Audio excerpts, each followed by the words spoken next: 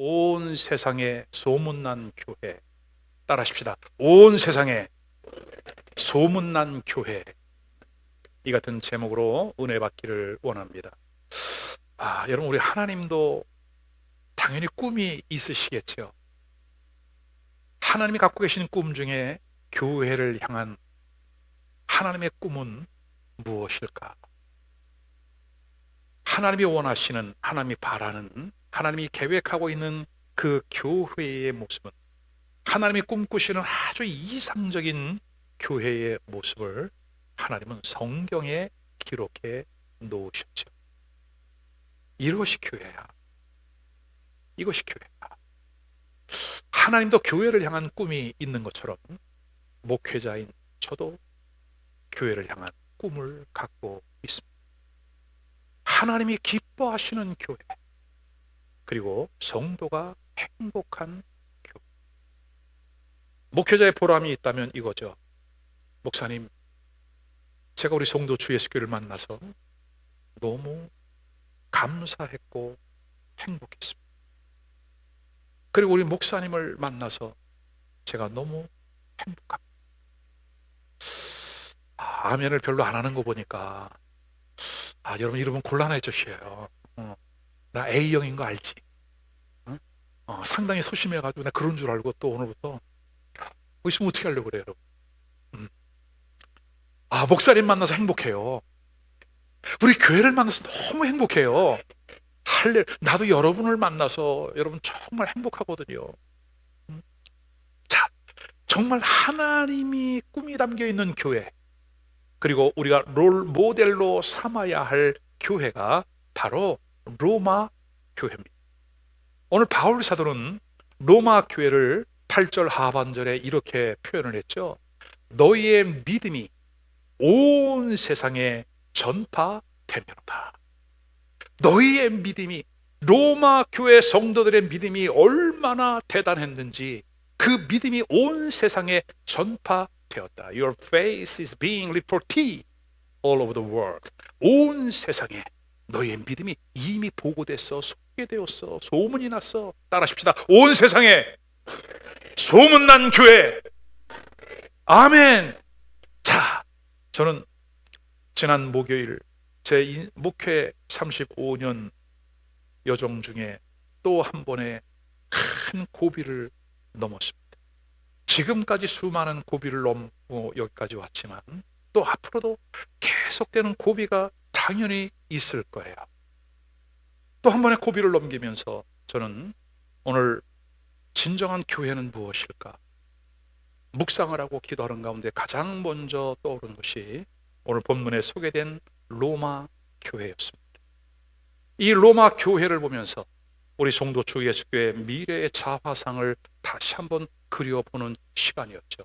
오늘 이 시간 여러분과 함께 그 로마 교회를 통해 주셨던 아주 이상적인 건강한 영향력이 있는 그 복된 교회를 우리 함께 그려보았으면 좋겠습니다. 과연 로마 교회는 어떤 교회였길래 그렇게 소문이 온 세상에 알려졌을까요? 자, 본문을 통해 알아보도록 하겠습니다. 첫 번째는 로마 교회는 많은 기도가 있었다는 거죠. 로마 교회를 향한 바울 사도의 기도가 소개되어지는데 8절로 10절, 8, 9, 13절에 걸쳐서 바울은 로마 교회를 향한 기도를 합니다. 어떤 기도를 먼저 했느냐? 첫 번째는 감사 기도. 따라하십시다. 감사 기도. 로마 성도들을 생각하면서 하나님께 감사를 드렸대요. 8절입니다. 첫째는 내가 예수 그리스도로 말미암아 너희 모든 사람을 인하여 내 하나님께 감사함. 아멘. 아멘. 바울 사도께서 로마 교회를 떠올릴 때 제일 먼저 생각나는 단어가 감사였던 거죠. 왜냐하면 그들의 믿음이 온 세상에 소문이 났다는 것은 온 세상에 영향력을 주었다는 겁니다. 그 정도로 대단한 믿음이었어요. 왜냐하면 당시 로마는 황제를 신으로 숭배했습니다. 엄청난 우상 숭배의 땅입니다. 근데 그곳에 복음이 들어간 것이 감사했습니다. 141년 전 아펜젤러와 언더 우드가 이 조선 땅에 복음을 들고 찾아온 것이 지금 생각하니 어때요, 여러분? 너무 감사한 일이죠. 그보다 20년 전, 19년 전 토마스가 대동강변에서 순교한 것 너무 감사한 일이죠. 그보다도 훨씬 앞서 귀칠라프라고 하는 독일 선교사가 조선 땅을 찾아왔다는 것도 놀라운 일이죠. 당시 황제를 숭배하고 우상을 숭배했던 땅에 복음이 들어간 것이 너무나 감사했어요. 두 번째는 받아들인 복음이 로마 교회 성도들의 삶을 변화시켜 갔다는 거죠. 신앙이 지식, 이성, 감정이 아니라 진정으로 그 복음의 말씀이 그들의 삶을 변화시켜 갔다는 거예요. 여러분 어때요?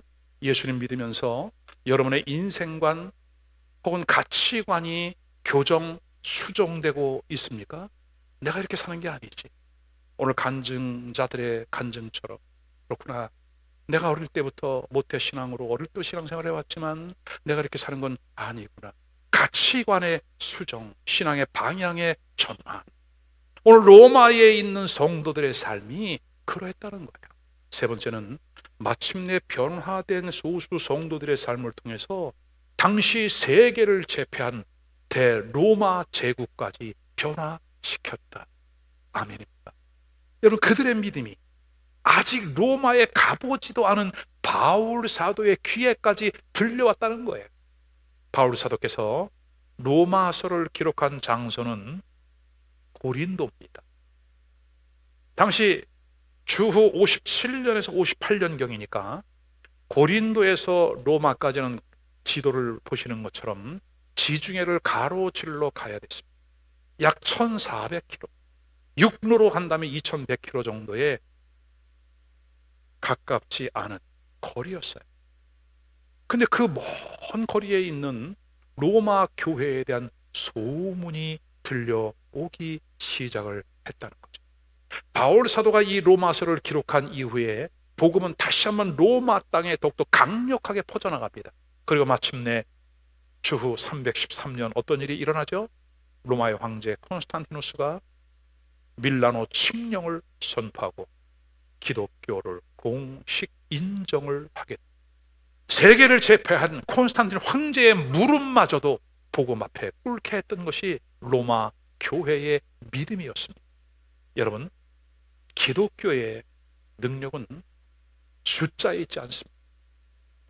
기독교의 능력은 헌신하는 소수, 생명력이 있는 소수에 의하여 변화되기 시작합니다.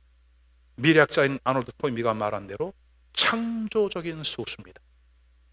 Creative minority, 많지 않은 소수를 통해서 변화시켜보는 것. 오늘 사랑하는 여러분, 여러분의 가정, 여러분의 가문도 누군가 복음을 받아들인 한 사람, 그 흐름을 바꾸어가고 있습니다. 여러분이 근무하는 일터, 우리가 살고 있는 이 지역사회 안에 그와 같은 변화들이 아주 창조적인 믿음이 있는 생명력을 가진 소수에 의하여 영향을 주고 있다. 2000년 전 그렇게 작은 소수의 사람들이 대로마 제국을 변화시켰다면 오늘 이 시대를 살고 있는 저와 여러분을 통해서 왜 송도가, 왜 인천 땅이, 왜 대한민국이, 나아가 세계가 변화되지 않을 이유가 어디에 있겠습니까? 아멘입니다. 자, 두 번째는 바울 사도가 로마 교회를 생각하면서 성도들을 위한 기도를 했대요. 소위 중보 기도입니다. 어떤 기도를 드렸을까요? 자, 9절입니다.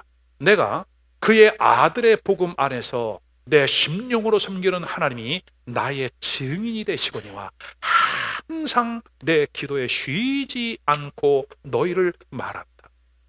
바울 사도는 로마를 가본 적도 없고 로마 교회 성도들을 만나본 적도 없지만 그들을 위해 쉬지 않고 기도했대요. 여러분, 로마를 위하여 얼마나 간절한 마음으로 기도를 했는지 하나님이 이 일의 증인이시다라고 당당하게 말을 합니다. 오늘 우리도 누군가를 위하여 되어질 미래를 바라보면서 꿈을 안고 축복하며 기도할 수 있는 은혜가 있기를 주의 이름으로 축원합니다. 우리 교회가 시작한 이후로부터 지금까지, 특별히 이 근래 2026년도에도 마찬가지 끊임없는 기도를 하나님이 하게 하십니다. 지금도 계속되고 있는 릴레이 금식 기도, 또 소수의 감동을 받은 성도들이 철야를 하면서 또 새벽 기도를 하면서 뜻을 정하여 하루에 3번씩 다니엘과 같은 그러한 기도를 하면서 오늘 우리의 가슴을 뜨겁게 하는 이 기도가 식어지지 않기를 주님의 이름으로 축원합니다. 그래서 바울 사도는 로마 교회를 생각하면 그들을 향한 기도가 계속되었다는 거예요. 여러분, 저는 어제 이 말씀을 묵상을 하면서, 이 말씀을 생각하면서 저의 가슴에 담고 있는 3가지를 정리하게 되었어요. 첫째, 신목사의 가슴에는 예수 그리스도의 심장이 있다. 청년 시절부터 끊임없이 기도했던 것이 주님, 저에게 우리 주님의 마음을 주옵소서. 바울 사도는 빌립보 교회를 향해서 이렇게 권면합니다. 너희 안에 이 마음을 품어라. 곧 그리스도 예수의 마음. 그리스도의 마음을 가진 목사, 그리스도의 심장이 뛰고 있는 성도, 그리스도의 심장이 뛰고 있는 교회. 두 번째는 저의 가슴에는 항상 세계 지도를 가슴에 담고 있다.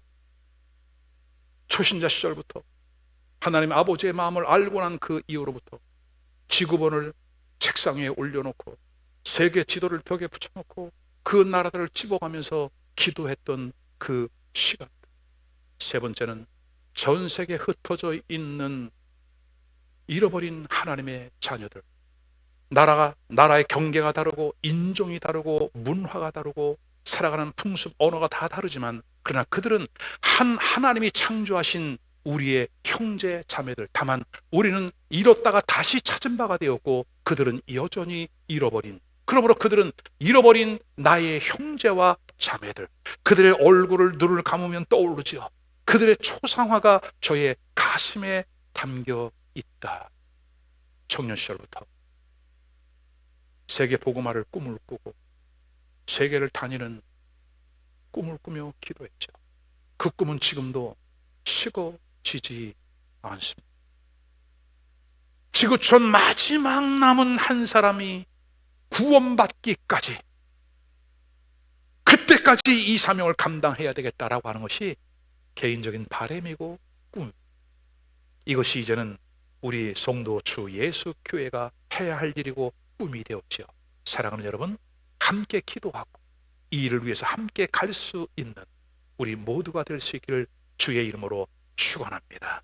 어찌 보면 로마를 가슴에 품고 날마다 기도했던 바울의 기도 때문에, 그 바울 사도의 기도가 있었기 때문에 로마의 교회가 세워졌고 그들의 믿음이 온 세상에 소문이 났는지 모르지요.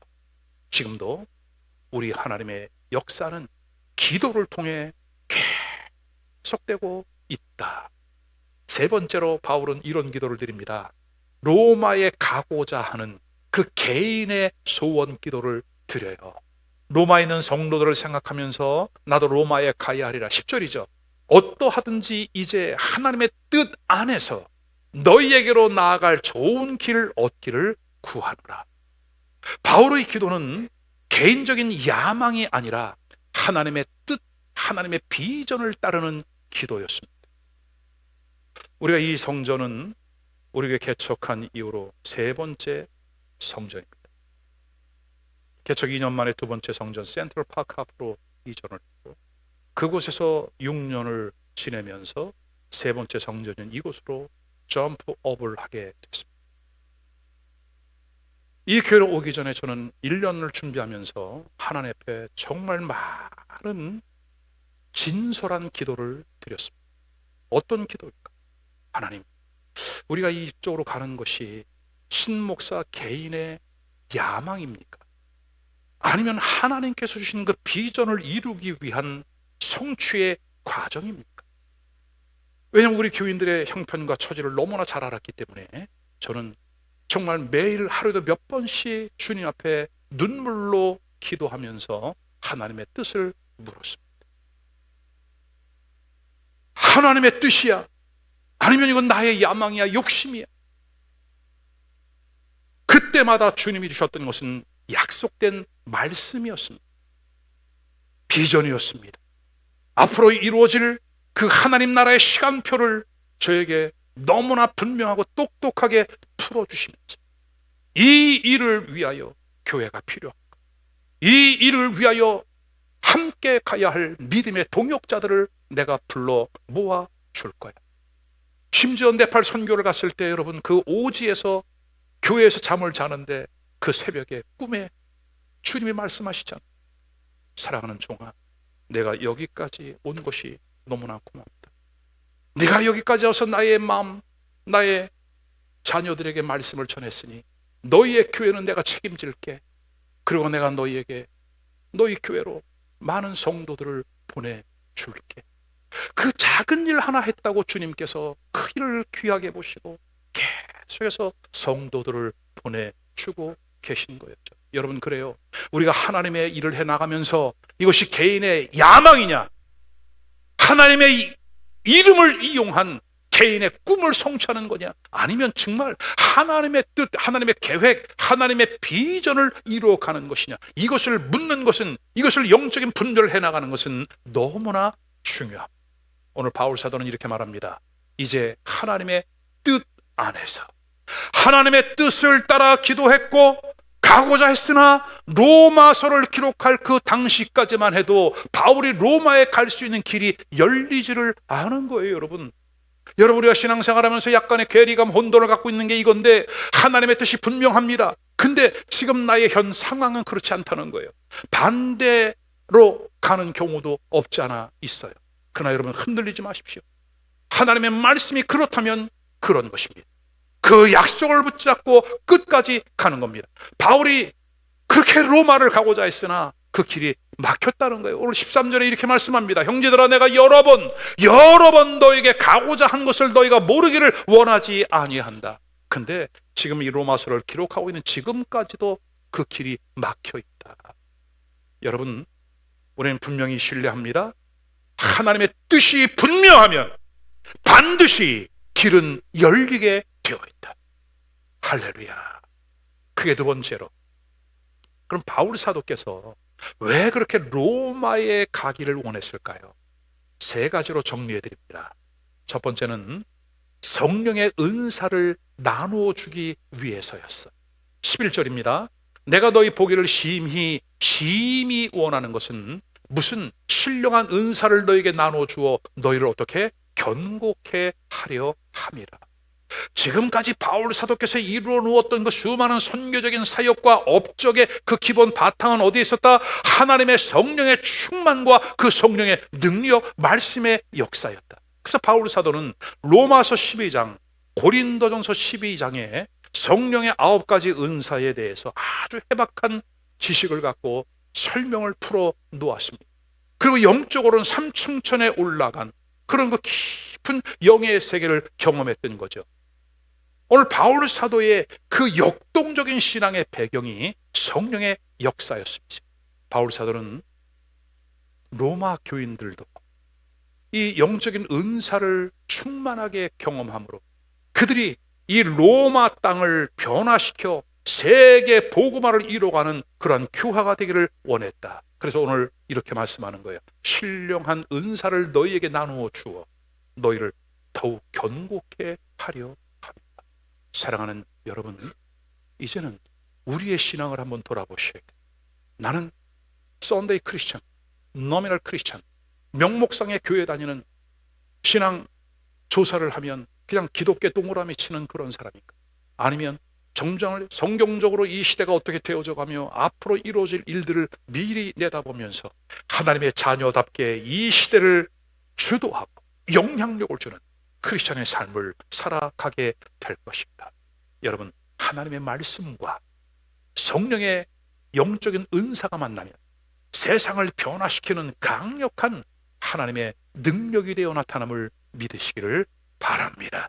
바울 사도는 성령의 은사로 무장된 로마 교회가 당시 그 엄청난 세속의 시험과 핍박과 고난을 이겨내고 세계 중심의 우뚝 선 교회가 되기를 원했던 거죠. 두 번째는 내가 신앙 안에서 너희를 만나 영적인 교제를 하고 위로받기를 원한다. 12절이에요.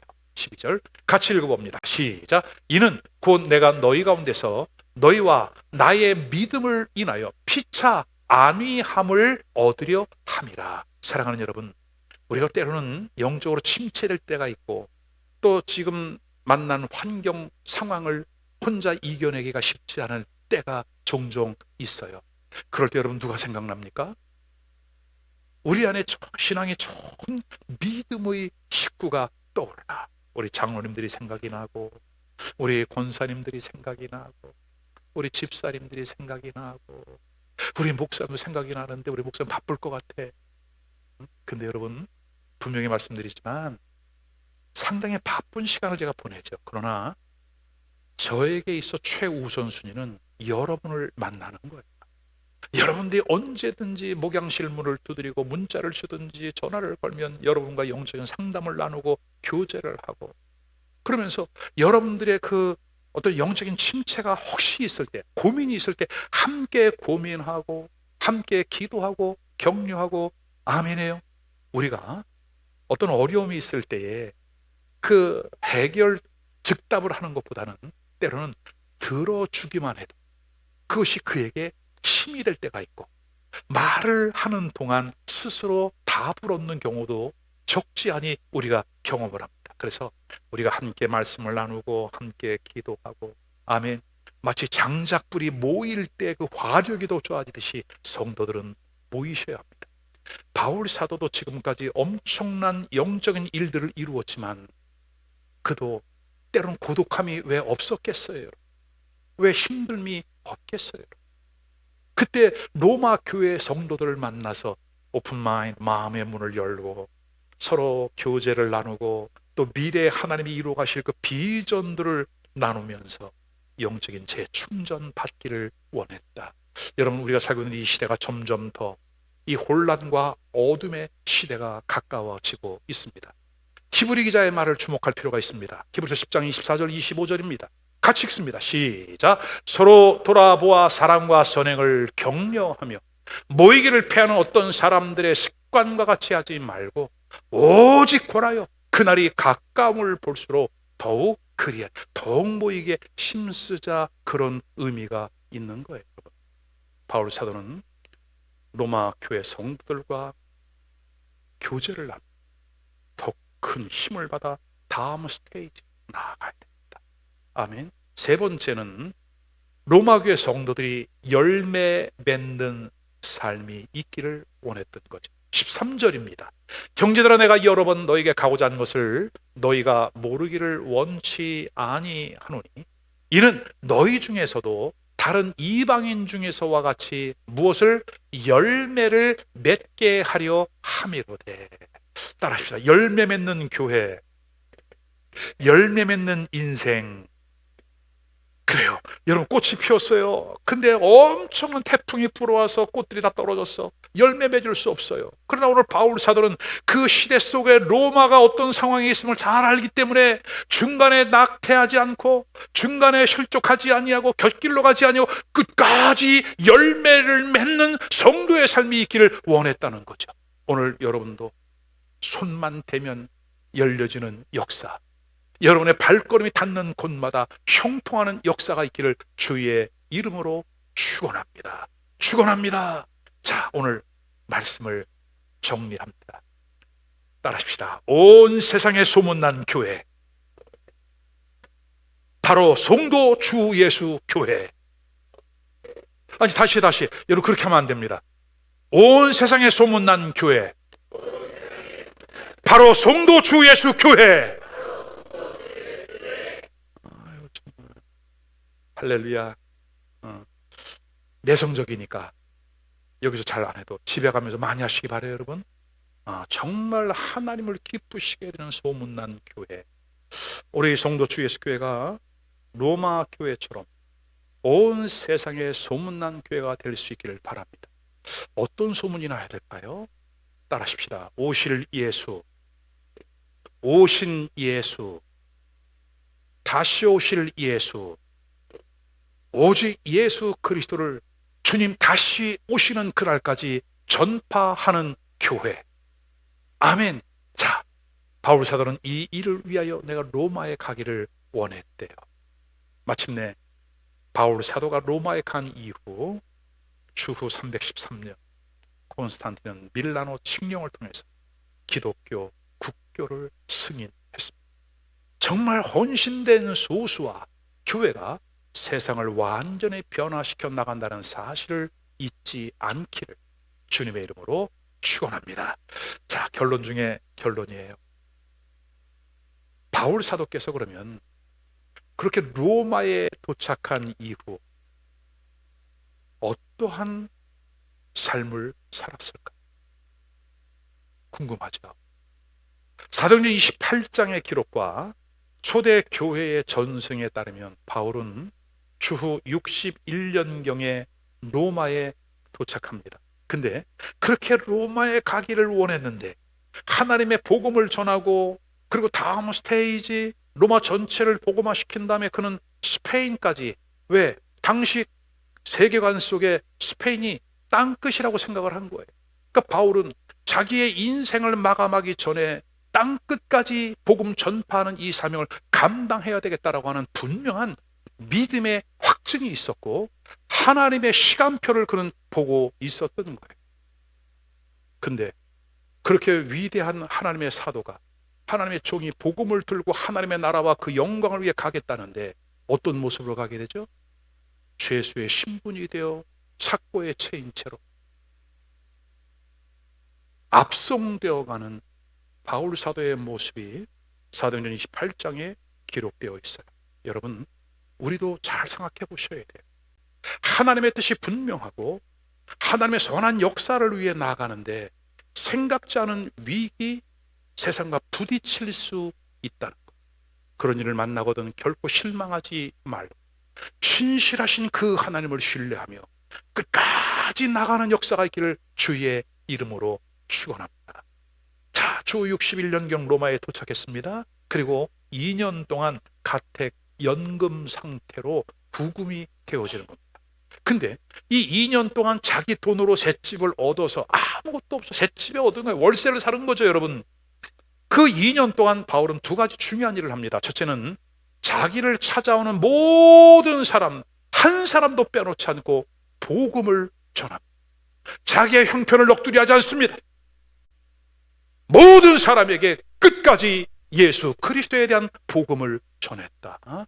두 번째는 성경 4권을 기록합니다. 소위 우리가 말하는 옥중 서신입니다. 에베소서, 빌립보서, 골로새서, 빌레몬서. 성경을 기록하면서 후대에 예수를 믿는 우리에게 교회 생활을 어떻게 해야 되는지 너무나 분명하게 말씀해 주고 있다. 자, 그 이후에 한 2년 정도 지난 후에 무혐의 판정을 받고 감금에서 풀려납니다. 풀려났을 때 그는 다시 목회 서신을 기록하죠. 이런 목회 서신은 뭐가 있죠? 디모데전서, 디모데후서, 디도서예요. 근데 이 디모데전서는 자신의 뒤를 이어 에베소 교회 담임을 맡게 된 젊은 목회자 디모데에게 어떻게 교회를 섬겨가야 하는지 목회에 대한 원론들을 아주 디테일하게 기록해 놓았습니다. 디도서 역시 마찬가지 목회 서신. 근데 디모데전서와 디모데후서는 시간의 차이가 있습니다. 디모데전서를 먼저 기록하고 디도서를 기록했습니다. 그리고 그는 전승에 의하면 스페인까지 다녀온 것으로 추정이 되어집니다. 세월이 흘렀습니다. 주 67년경, 68년경에는 이제 로마의 네로 황제의 대대적인 기독교 박해가 시작됩니다. 다시 체포되었죠. 순교를 예감한 바울은 마지막 유언과 같은 디모데후서를 끝까지 교회를 생각하고 끝까지 성도들을 생각했던 바울의 모습을 발견하죠. 그의 생각에는 온통 한 가지였어요. 디모데후서 4장은 바울 사도가 기록한 디모데후서 마지막 장입니다. 그 마지막 4장 2절에 이렇게 말합니다. 너는 말씀을 전파하라. 때를 얻든지 못 얻든지 항상 힘을 써 범사에 오래 참고 가르침으로 경책하고 경계하며 권면하라. 여러분, 이것이 내일 죽을지 모레 죽을지 모르는 사람이 마지막에 남긴 말이었어요. 때를 얻든지 못 얻든지 복음을 전파하라. 그리고 6절로 8절에 이렇게 말씀을 합니다. 전제와 같이 내가 벌써 부어주고. 여러분, 전제라고 하는 것은 뭐냐면 짐승을 잡아서 그것을 태워서 드리는 게 번제죠. burnt offering. 근데 그 제물이 잘 타도록 독한 포도주를 뿌리는 거야. 포도주는 피, 순교를 상징하잖아요. 내가 전제와 같이 벌써 부어지고 나의 떠날 시각이 가까이 왔도다 느끼는 거예요. 나는 선한 싸움을 싸우고 나의 달려갈 길을 마치고 믿음을 지켰으니 이제후로는 나를 위하여 의의 면류관이 예비되었으므로 주 곧 의로우신 재판장이 그날에 내게 주실 것이며 내게만 아니라 주의 나타나심을 사모하는 모든 자에게. 아멘. 로마의 시민권자였던 바울은 이제 로마의 남쪽 오스티아에서 참수형으로 인생을 마감하게 됩니다. 유대인들은 칼로 비헤이디 참수를 당했지만 바울은 로마의 시민권을 갖고 있었기 때문에 로마 법에 의하여 도끼로 그 목이 끊어지는 순교를 합니다. 전승에 의하면 바울 사도의 목이 떨어져 나가면서 3번 튀었다고 그래요. 근데 그 3번 튄 곳에 샘이 퐁퐁퐁 솟아 올랐다. 오늘 이 본문의 말씀은 오늘 설교의 서론부터 결론까지는 많은 내용을 담고 있습니다. 세상에 소문난 교회, 알고 보니 그 교회는 세상에 소문난 하나님의 사람이 있었다. 오늘 성도 주 예수교회가 온 세상에 소문난 교회가 되고, 그리고 교회 가보니 소문난 성도들이 있더라. 깜짝 놀랄 만한 장로님들이 계시고, 우리 권사님들이 계시고, 우리 집사님들이 있고, 청년들이 있고, 다음 세대가 정말 무럭무럭 자라는 교회가 있더라. 소문난 교회가 되어 우리 자랑이 아닌 주님의 영광을 나타내는 그 일들이 우리 안에 있기를 주의 이름으로 축원합니다. 오늘 주신 말씀을 붙잡고 한 2분 동안 기도를 드리겠는데, 하나님의 꿈은 무엇일까요? 우리가 꿈꾸는 교회의 모습은 무엇일까요? 오늘 로마 교회를 통해서 우리가 가야 할 교회의 롤 모델을 보았습니다. 하나님, 우리 성도 주 예수 교회가 온 세상에 소문난 교회, 하나님 아버지의 마음을 시원케 하는 그러한 교회가 되게 하옵소서. 기도합시다. 할렐루야. 자비로우신 아버지,